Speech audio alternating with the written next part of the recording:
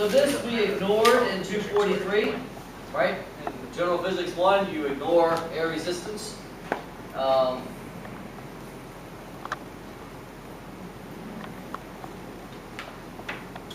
we're going to get back to it now. So the sum of the forces is MA.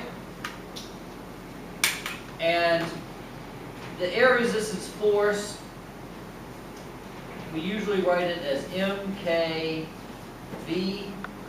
vector or minus MKV squared V hat vector.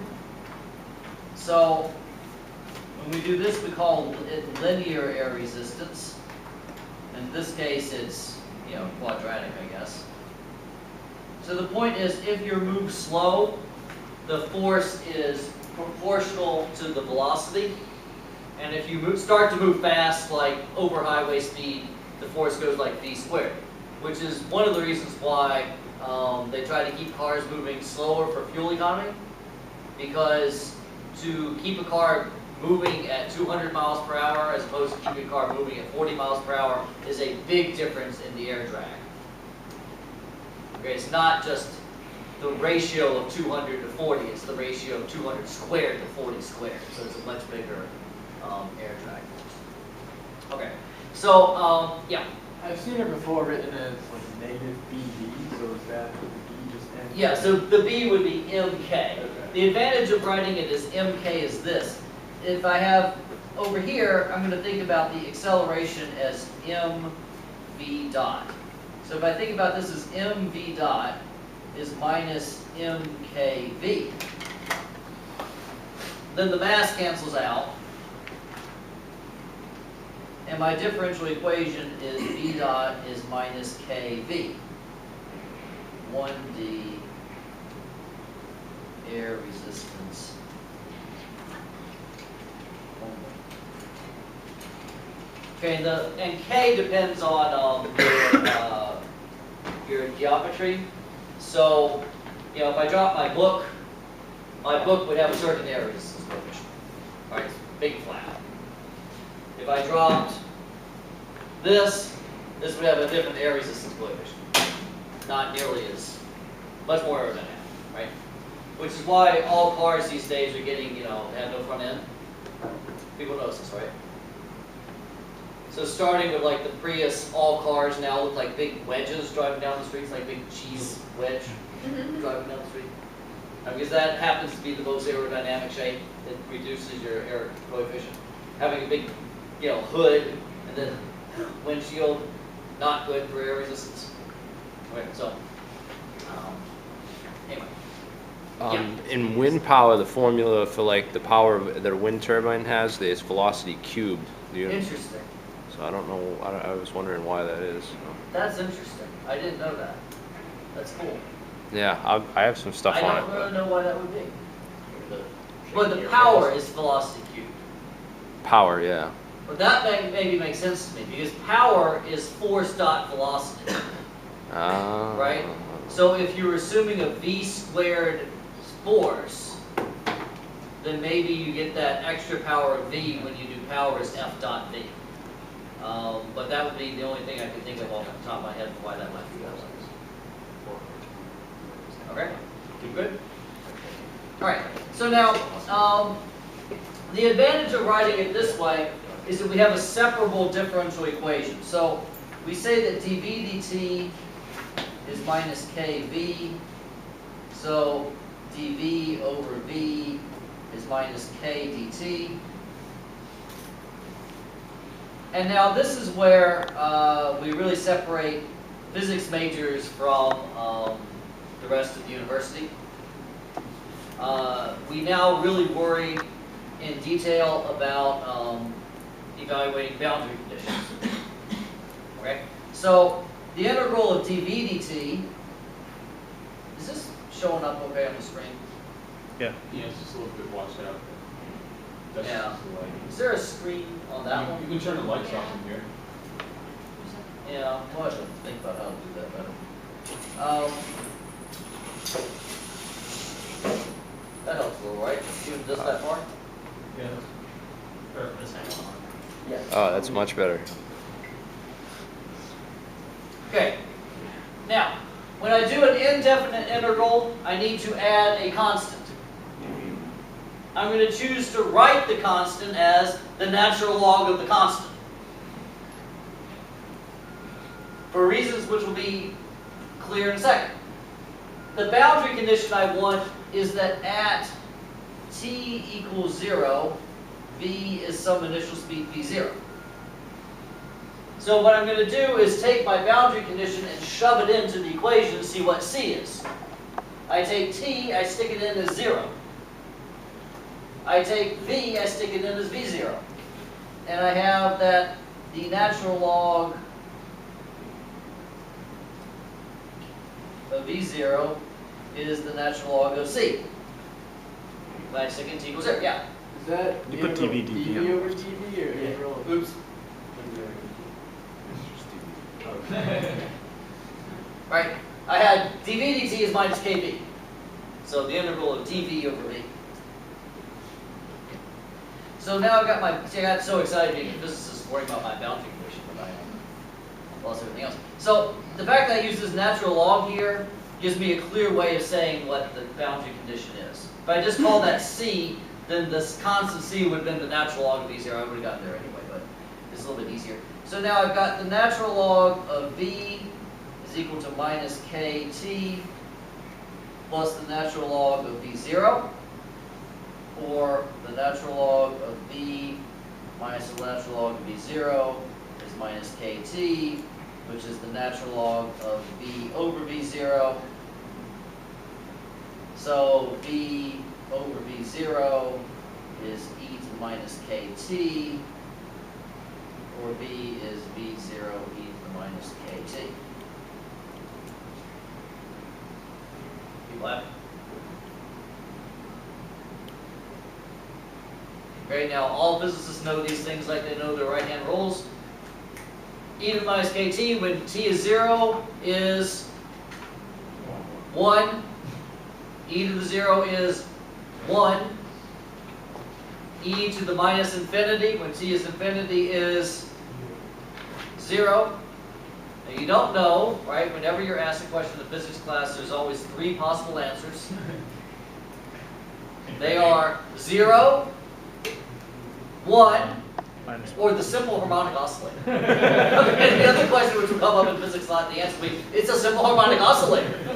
Right, which you're going to eliminate here, right? It's not a simple harmonic oscillator. Alright, so if I plot v versus t, it starts off at v0, and it falls like e to the minus kt. So it never stops moving. but it reaches some terminal velocity. Well, in this case, this is just a horizontal thing. So, in the horizontal, so this would be like a horizontal motion problem. So you shoot something off that way, it never stops moving forward. Right? Only when t is infinity is the velocity 0.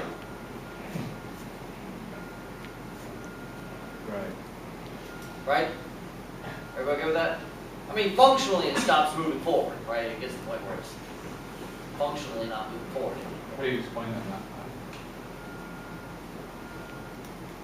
that? At any time, it has positive velocity.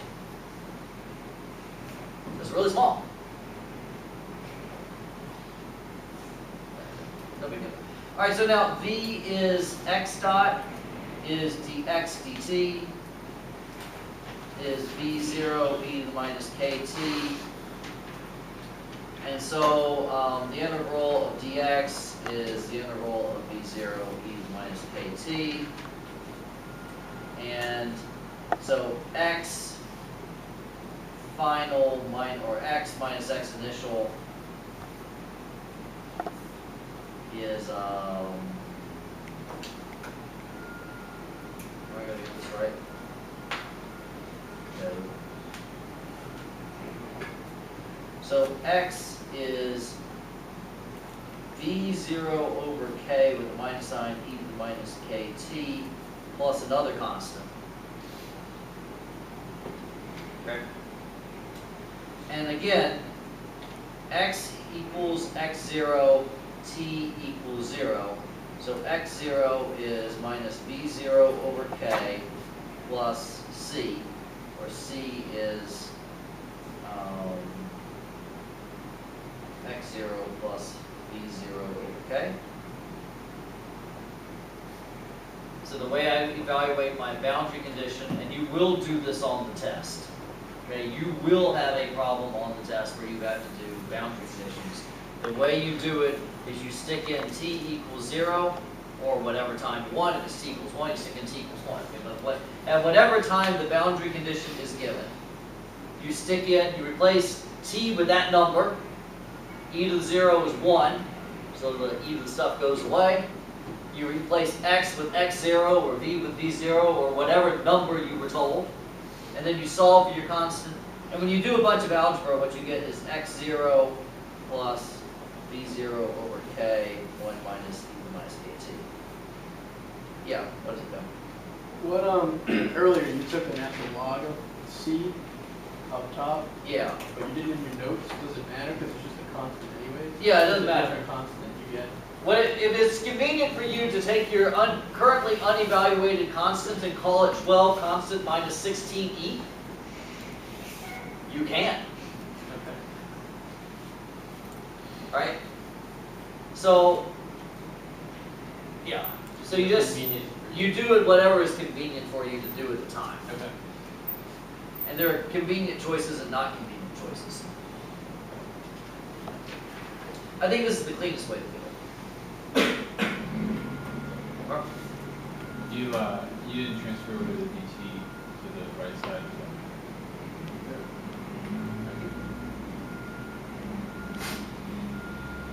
You good? All right, now, as t goes to infinity, x goes to x final, furthest it goes, x0 plus v0 over k, 1 minus 0. So x final minus x0 is v0 over k. So even though it never stops moving, it never goes past a distance v0 over k from where it started. Which never actually reaches that distance. And it never actually reaches that distance. Because it's asymptotic to that. It is asymptotic to that distance. So it gets there. It's kind of like freshman students in class. It's never really. Alright. Okay, we should do the vertical direction.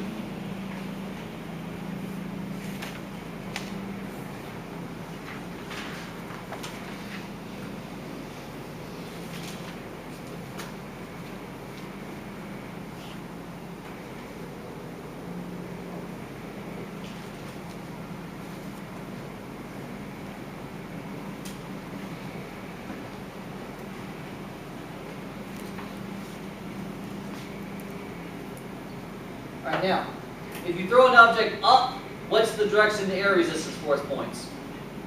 Down.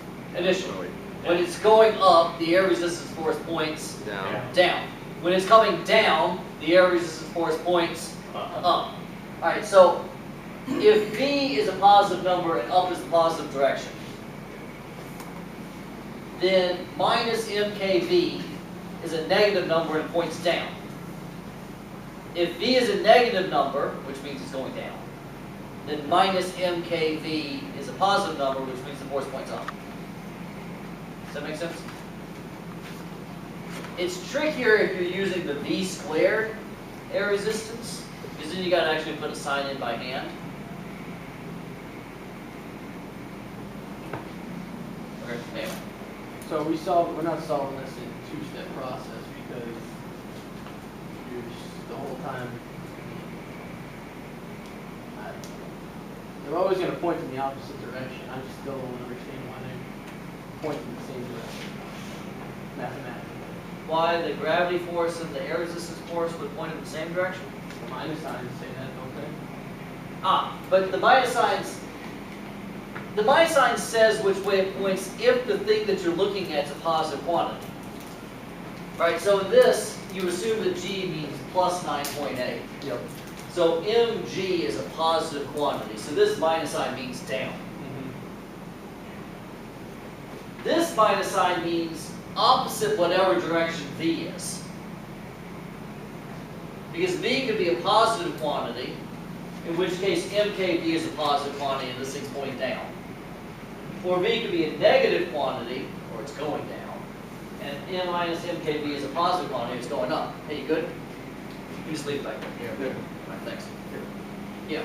So why not like eliminate the confusion and just be like very strict with like just saying like that's all plus and then sticking with always like a negative G and then a either a plus V or a minus V depending on what V is, and then you don't have to worry about it because you're just adding things up.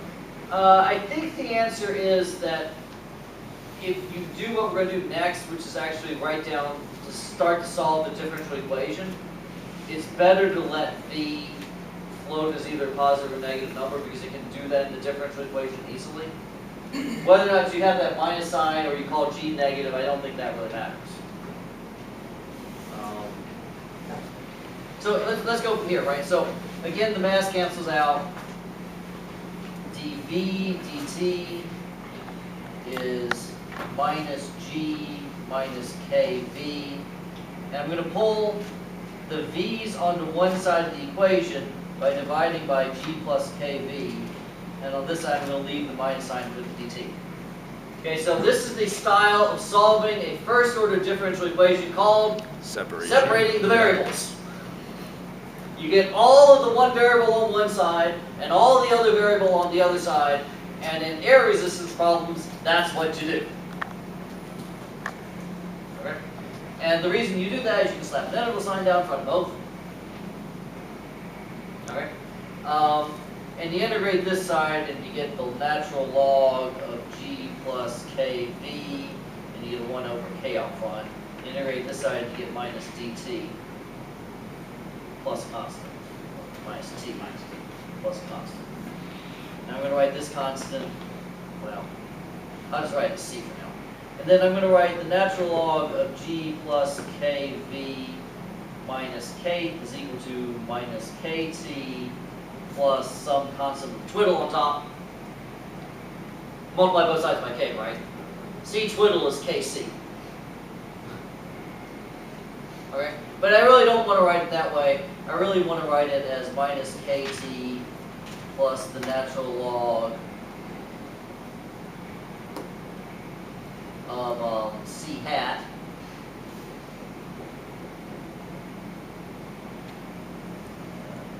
I mean, the point is, who cares? Right? C was a constant, K times C is a constant, I still haven't figured out what it is. The log of that's a constant, I still haven't figured out what it is. Who cares? Okay, this is one of those moves you can do. I mean, it looks confusing the first 12 times you see it. The point is it doesn't matter, right? Because it's just a constant. And now, T equals 0, V equals V0, I shove all that in, right? And I get that C hat better be G minus K V0.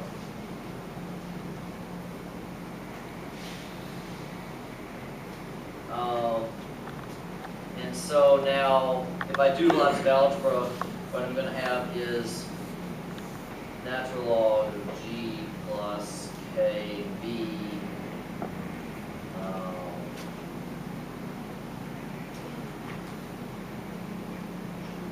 What's that? KV0 plus G. KB0 plus G. Oh, who cares? Right, let's say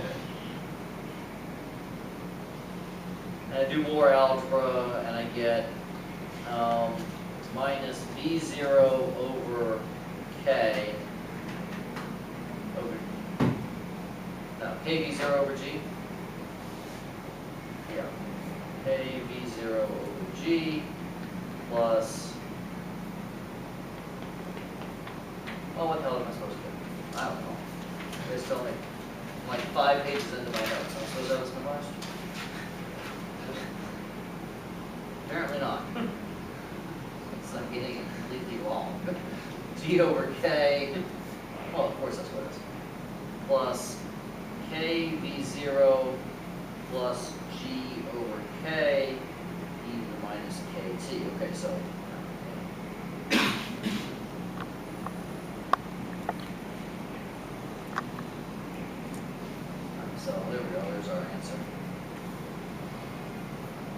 All right, and now we see we have a terminal velocity. Okay, so in the vertical direction, I have a terminal velocity. When t goes to infinity, all of this goes away, right?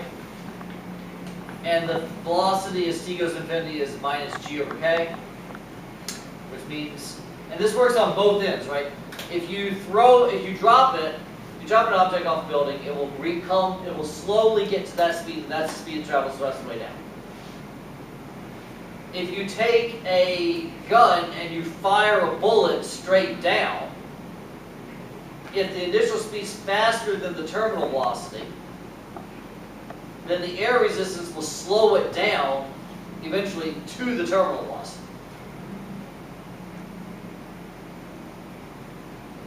Okay? Which is why, if you go up to a 40-story building, it doesn't really matter if you shoot bullets people down below or just drop pennies on them. Yeah. Probably does. I mean, it's got to fall far enough for the terminal velocity. I mean, it depends on how much faster the terminal velocity is going. Takes half a second for a handgun round to go from a 40-story building to the ground. So- Okay, that's not details we need to know. Alright. More details we need to know.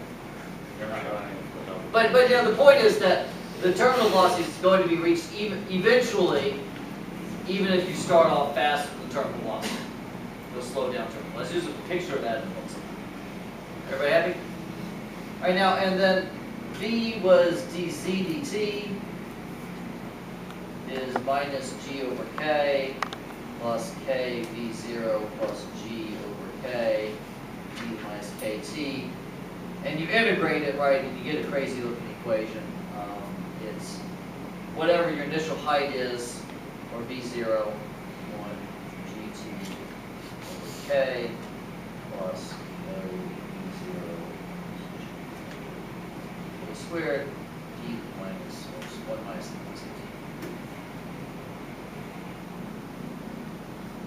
And this has the virtue that at t equals 0, z is equal to h, so that's your boundary condition. And you're all set. Okay. People good? Relatively good? Would you pull the DZ up? Yeah. That's your vertical direction. Yeah, it was the vertical direction. So this was, and I said that z was the vertical direction up here. So.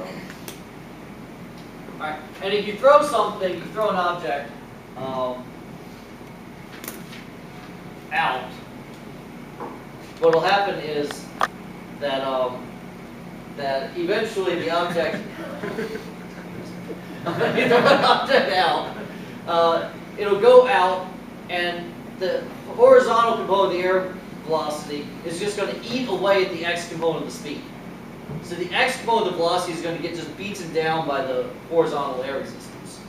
And so if you launch an object out, it'll go out and then it'll turn over and start coming down. And it'll look like it's almost coming vertically down at the end. Right? So if you go to a baseball game or you watch somebody hit a golf ball, sort of sideways, what you see is a very shallow ascent, right? And then comes down almost vertically at the end. Because you've eaten away the horizontal velocity component by the air resistance. And you're doing the same thing in the y direction, but it's not visually as stuck. That make sense? So this is one of those years that, so it turns out that I grew up in the South. I saw Dale Murphy play in AAA. Okay, so I've been a Braves fan forever. And so, the Braves stuck it up almost as badly as Boston stuck up. But the good news is that student grades this semester are going to go way up. Because whenever the Red Sox stay in it for a long time, fall semester grades suck. Now the Bruins are good. Yeah, which we haven't had to contend with. That hasn't happened before. That's It's new. been a little while since we've contended with that thing. All right. There was that other lecture on approximating the time of flight and getting a range equation that I don't want to spend a lot of time doing right now. It's nice. You should look into it. It's a little bit of perturbation theory. Is that something like grad school you might run into if you're not going to look at it here? Just with it's one of those things that's good to know. I mean, just to see somebody do that style calculation is good to know. But otherwise, I don't think it's super complicated. If you really want to ask me about it later, you can. Yeah. Perturbation is, when I watched the lecture, that's basically when you take a look and do like binomial expansions. So you can look at terms and be like, this is so small in relation Right. to everything else, we can just throw it out. Right. So the idea of that lecture is that you assume that K is pretty small.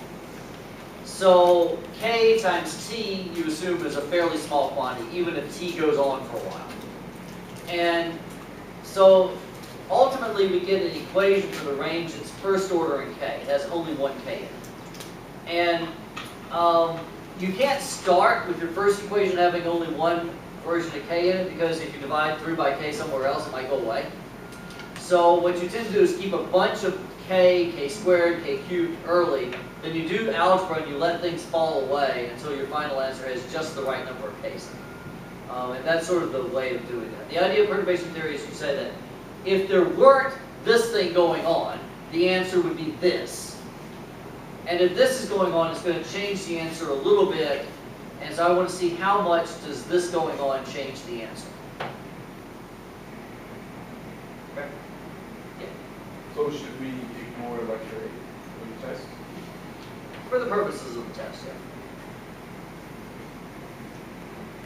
Okay? This is the main thing No projectile. I really expect. So there will be, the test will have some general physics-y type problem. It will have some vector calculus-y type problem. It will have an air resistance type problem. Probably ought to have something else. Probably should have a matrix type problem.